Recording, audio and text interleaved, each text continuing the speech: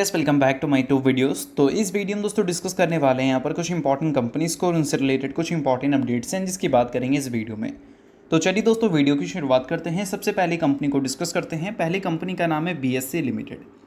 But इसको discuss करने से पहले दोस्तों अगर आपने अभी तक चैनल को सब्सक्राइब नहीं किया है तो चैनल को सब्सक्राइब करके बेल आइकन को प्रेस कर लो और टेलीग्राम चैनल को भी ज्वाइन कर लो जिसका लिंक आपको डिस्क्रिप्शन में देखने को मिल जाएगा।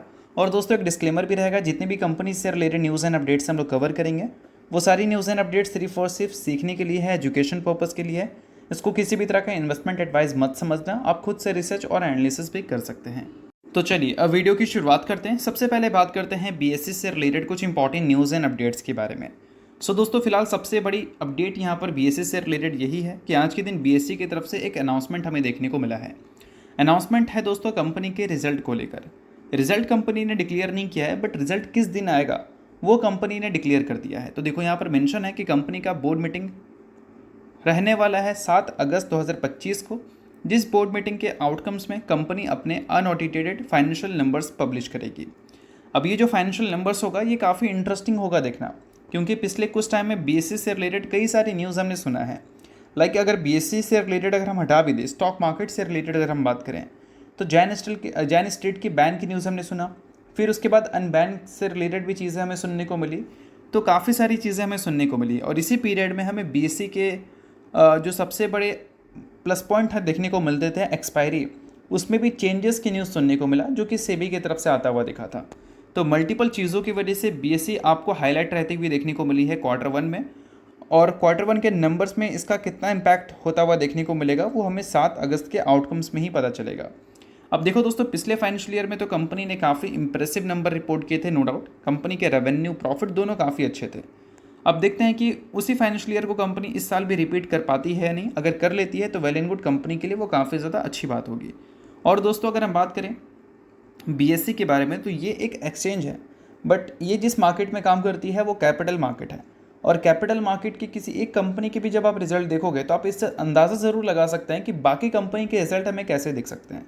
तो आज के दिन कैपिटल मार्केट की कंपनी है एंजल वन, जो कि एज ए ब्रोकर काम करती है।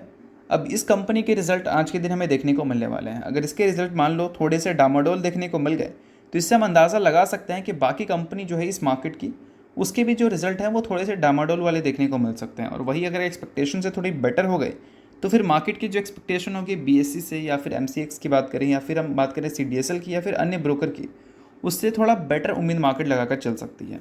बाकी एंजल वन की रिजल्ट के बाद हमें चीज़ें पता चल ही जाएंगी। अभी तक तो रिजल्ट आया नहीं है, जैसे रिजल्ट आएगा उसका वीडियो आपको मिल जाएगा। और बीएससी से रिलेटेड अगर आप अपडेट देख रहे थे तो वो भी मैंने आपको शेयर कर दिया। तो अब दोस्तों वीडियो में आगे बढ़ने से पहले बात कर लेते हैं एक टेलीग्राम चैनल के बारे में, जो कि सेबी रजिस्टर्ड टेलीग्राम चैनल है जिसका नाम है ट्रेडर पाजी।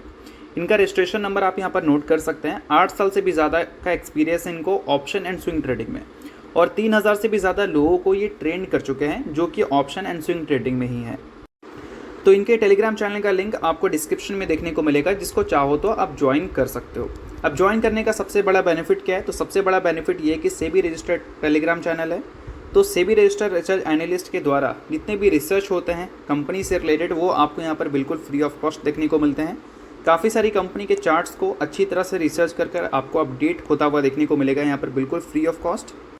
और इनके साथ आपको काफ़ी सारे कॉल्स वगैरह भी देखने को मिलते हैं जो कि बिल्कुल फ्री ऑफ कॉस्ट रहता है। तो ये सारी चीज़ों का अगर आप बेनिफिट लेना चाहते हैं तो लिंक आपको डिस्क्रिप्शन में दिख जाएगा, लिंक के थ्रू जाकर चैनल को ज्वाइन कर लो। चलिए दोस्तों बात करते हैं अगली कंपनी के बारे में। सो अगली कंपनी का नाम है पावना ऑटो इंडस्ट्रीज़, या फिर बोल सकते हैं पावना इंडस्ट्रीज, जो कि ऑटो सेक्टर में काम करती है। रिसेंटली दोस्तों हीरो मोटर कॉर्प की तरफ से कंपनी को ऑर्डर्स मिलता हुआ दिखा था, और अभी रिसेंटली कंपनी ने 1:10 के रेशियो में स्टॉक स्प्लिट का भी अनाउंसमेंट किया था, जो कि पहली बार था। इसका मतलब कंपनी ने एक शेयर के बदले अपने इन्वेस्टर्स को 10 इक्विटी शेयर देने का फैसला किया था एज ए स्प्लिट के तौर पर। सो अगर आप इस कंपनी के इन्वेस्टर हैं तो बेशक ये न्यूज़ आपके लिए काफ़ी इंपॉर्टेंट रह सकती है। इन्वेस्टर नहीं है, इग्नोर भी कर सकते हैं, न्यूज़ थी इस वजह से मैंने बता दिया। तो चलिए इसके अलावा बात करते हैं अगली कंपनी के बारे में, जिसका नाम है दोस्तों जुपिटर वैगन्स लिमिटेड। अब दोस्तों आज के दिन की बात करें तो जुपिटर वैगन्स काफ़ी ज़्यादा फोकस में रहती हुई दिख रही थी। फोकस में रहने का सबसे बड़ा रीज़न क्या है, तो सबसे बड़ा रीज़न है सीएफओ की रिजिग्नेशन। कंपनी ने अपडेट किया है संजीव केशरी, जो कंपनी के सीएफओ थे यानी कि चीफ फाइनेंसिंग ऑफिसर, उन्होंने रिज़ाइन कर दिया है इस कंपनी से, और उसकी रिप्लेसमेंट भी जियो नहीं जुपिटर वैगन्स ने फाइंड कर लिया है, अपॉइंट भी कर लिया है। ऐसी भी चीज़ें हम बोल सकते हैं। तो बेशक मैनेजमेंट के चेंजेस से रिलेटेड अगर न्यूज़ आती है तो उसको एक इंपॉर्टेंट न्यूज़ माना जाता है, तो इस वजह से ये चीज़ें मैंने आपके साथ शेयर कर दी है। बट दोस्तों अगर हम पिछले 1 साल की बात करें तो जुपिटर वैगन्स का जो बिजनेस है नो डाउट ठंडा ज़रूर पड़ा हुआ है, क्योंकि 5 साल के CAGR अगर देखोगे, चाहे रेवेन्यू का देखो या फिर प्रॉफिट का देखो, दोनों काफ़ी इंप्रेसिव है। 1 साल के नंबर में चीज़ें आपको बदलती हुई दिख रही हैं। पहले जैसे ग्रोथ कंपनी रिपोर्ट नहीं कर पाई है, ऐसा हम बोल सकते हैं। अब इसके पीछे का क्या ऑर्डर का रीज़न है? तो नहीं, ऑर्डर का रीज़न नहीं है। ऑर्डर्स कंपनी के पास अच्छे खासे हैं कि कंपनी आगे भी अपने रेवेन्यू एंड प्रॉफिट को ग्रो कर सकती है। बट सबसे बड़ा प्रॉब्लम क्या है कि कंपनी के पास उतनी कैपेसिटी नहीं है। अब देखो दोस्तों, कैपेसिटी जो है वो काफ़ी ज़्यादा इंपॉर्टेंट होता है। अगर किसी के पास मान लो 100 व्हीकल्स को प्रोडक्शन करने का एक मैन्युफैक्चरिंग फैसिलिटी है, यानी कि प्लांट है, और उनको ऑर्डर मिल जाएंगे अगर मान लो 1000 व्हीकल्स का, तो ऑब्वियस सी बात है कि 1000 व्हीकल्स को मैन्युफैक्चरिंग करके सप्लाई करने में उनको टाइम लगेगा।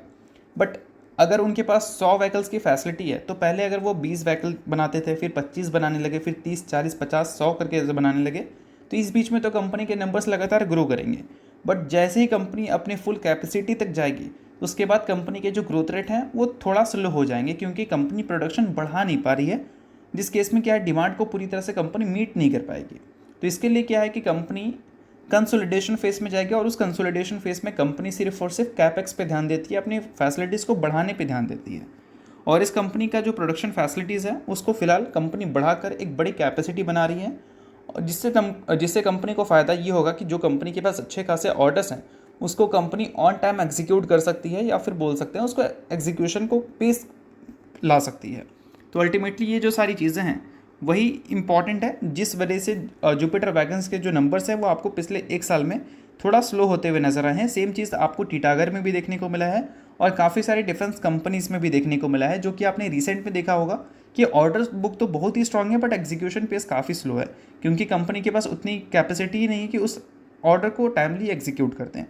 इस वजह से डिले की न्यूज़ भी आपको देखने को अक्सर मिल जाती है रेलवे और डिफेंस सेक्टर जैसी कंपनी से रिलेटेड। तो चलिए अब इसके अलावा बात करते हैं अगली कंपनी के बारे में, जिसका नाम है जुपिटर नहीं, VBL, यानी कि वरुण बेवरेजेस लिमिटेड। बट इसको डिस्कस करने से पहले दोस्तों, अगर आपको वीडियो अच्छा लग रहा है तो वीडियो को लाइक कर दो, चैनल को सब्सक्राइब करके बेल आइकन को प्रेस कर लो, और टेलीग्राम चैनल को ज्वाइन नहीं किया है, लिंक डिस्क्रिप्शन में है, लिंक के थ्रू जाकर अभी के अभी आप टेलीग्राम चैनल को भी ज्वाइन कर सकते हैं। अब दोस्तों टॉपिक पे वापस आते हैं, बात करते हैं VBL के बारे में।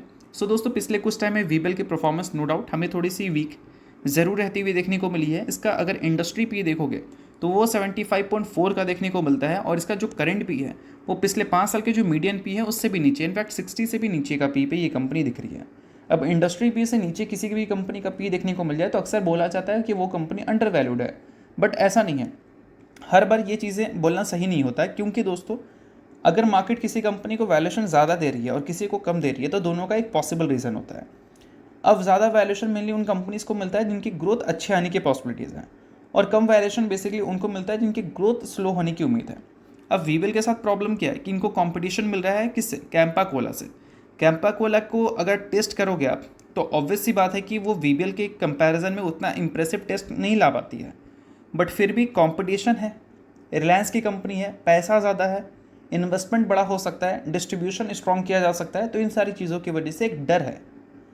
वो चीज़ें अभी तक VBL को इम्पैक्ट नहीं दी हैं, बट एक डर है, और जब डर आता है सिचुएशन में थोड़ा सा बोल सकते हैं आपको चेंजेस देखने को मिलता है, तो इसका मतलब ये है कि वैल्यूएशन हमेशा उस टाइम पे टूटता है, और वही चीज़ें आपको VBL फेस करती हुई दिखी है, जब इसके नंबर पिछले 1 साल में थोड़े से अनसीजन की वजह से स्लो होते हुए नजर आते हैं पहले के मुकाबले। तो इन्हीं सारी चीज़ों की वजह से VBL की परफॉर्मेंस जो है उसमें भी इम्पैक्ट हमें देखने को मिली है, और काफ़ी सारे लोग इस सारी चीज़ों को लेकर कन्फ्यूज़ हैं कि VBL के नंबर्स ख़राब क्यों आ रहे हैं, भाई कंपनी परफॉर्म क्यों कर रही है ऐसा। तो इन सारी चीज़ों के पीछे का पॉसिबल रीज़न क्या है वो मैंने आपको समझाने की कोशिश की है, बट हाँ, इन सारी चीज़ों के बेसिस पे ऐसा नहीं कि आपको यही डिसीजन ही बना लो, आप कंपनी को और भी अच्छी तरह से रिसर्च कर सकते हो। लाइक ऐसे भी आप समझ सकते हैं कि VBL अभी के टाइम पे जितना रेवेन्यू जनरेट करती है मैक्सिमम हमेशा इंडिया से आता है, बट इंडिया के बाहर भी कंपनी एक्सपेंड कर रही है, और अगर वहाँ पर भी कंपनी अच्छा बिजनेस कर पाती है जैसा इंडिया में कंपनी ने किया है, तो इससे क्या है कि कंपनी के रेवेन्यू सोर्स डाइवर्सिफाइड रहेंगे। कैंपा कोला इंडिया में तो परेशान कर सकती है, बट इंडिया के बाहर तो इतना जल्दी परेशान नहीं कर सकती ना, तो उन सारी चीज़ों पे भी आप थोड़ा ध्यान देना अगर आप VBL के इन्वेस्टर हैं तो। बाकी मैं आपको कोई रिकमेंडेशन नहीं दे रहा हूँ, सभी चीज़ें सिर्फ और सिर्फ सीखने के लिए थी। बाकी ये वीडियो यहीं तक था, होप करता हूँ वीडियो आपको अच्छा लगा होगा, लाइक कीजिए, पहली बार सब्सक्राइब कीजिए, वीडियो के लिए बहुत बहुत शुक्रिया।